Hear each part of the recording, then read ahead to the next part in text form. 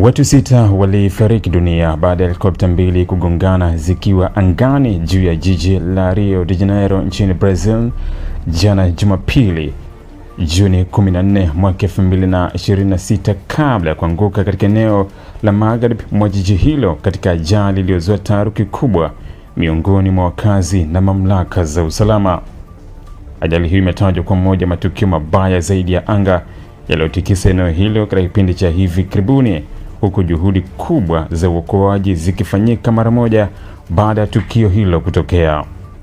Kwa mujibu wa taarifa za awali kutoka kwa vikosi vya zimamoto vya Rio de Janeiro, helikopta hizo 2 zilikuwa zikiruka katika anga sehemu ya ukanda wa magharibi mwa jiji hilo wakati zilipogongana ghafla zikiwa hewani. Baada ya mgongano huo, helikopta zote 2 zilipoteza mwelekeo na kuanza kuanguka kwa kasi kuelekea ardhini, huku mashuhuda wakieleza kuona moshi na mabaki ya vyuma yakisambaa angani.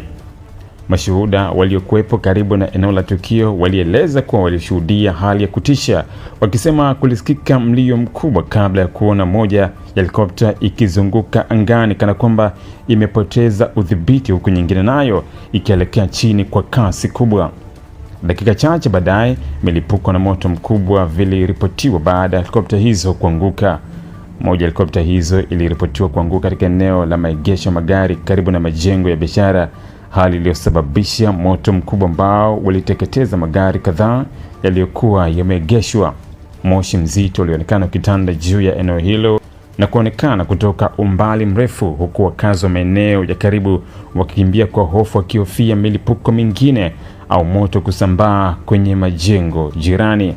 Helikopta ya pili ilisemekana kuanguka umbali mfupi kutoka eneo la kwanza la ajali, jambo lililoongeza ugumu wa operesheni za uokoaji kutokana na maeneo tofauti kuhitaji msaada wa haraka.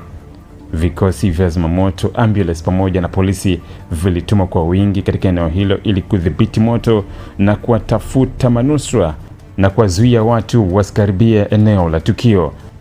Baada ya operesheni ya awali ya uokoaji, mamlaka zilithibitisha kuwa watu wote 6 waliokuwa ndani ya helikopta hizo walifariki dunia na hakuna manusura aliyepatikana. Inadaiwa kuwa helikopta moja ilikuwa imebeba abiria kadhaa pamoja na rubani, huku nyingine ikiwa na idadi ndogo ya watu, lakini maelezo kamili kuhusu waliokuwemo yalikuwa bado hajathibitishwa rasmi. Kutokana na ukubwa wa moto na uharibifu wa mabaki ya helikopta hizo, zoezi la utambuzi wa miili ya waathirika ilielezwa kuwa ngumu, huku wataalamu wa uchunguzi wa kitabibu wakihusishwa kusaidia kubaini utambulisho wa waliofariki. Mamlaka za anga nchini Brazil zimeanza uchunguzi wa kina kubaini sababu ya mgongano huo angani. Wachunguzi wanatarajiwa kuchunguza mawasiliano kati ya marubani na waongozaji wa safari za anga, rekodi za rada, hali ya hewa ya wakati huo pamoja na historia ya matengenezo ya helikopta hizo ili kubaini kama kulikuwa na hitilafu ya kiufundi, makosa ya kibinadamu au changamoto nyingine za kiusalama. Ajali hiyo imezua mjadala mkubwa nchini Brazil kuhusu usalama wa safari za helikopta katika jiji la Rio de Janeiro, hasa kutokana na ukweli kwa jiji hilo lina matumizi makubwa ya helikopta kwa ajili ya usafiri wa watu binafsi, biashara na watalii. Wataalamu wa usafiri wa anga wameeleza kuwa anga hilo la Rio huwa lina msongamano mkubwa wa helikopta, jambo ambalo huongeza umuhimu wa udhibiti makini wa safari za anga ili kuepusha ajali kama agora, filho.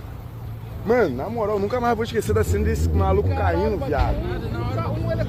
Explodiu não, pai, bateu um no outro.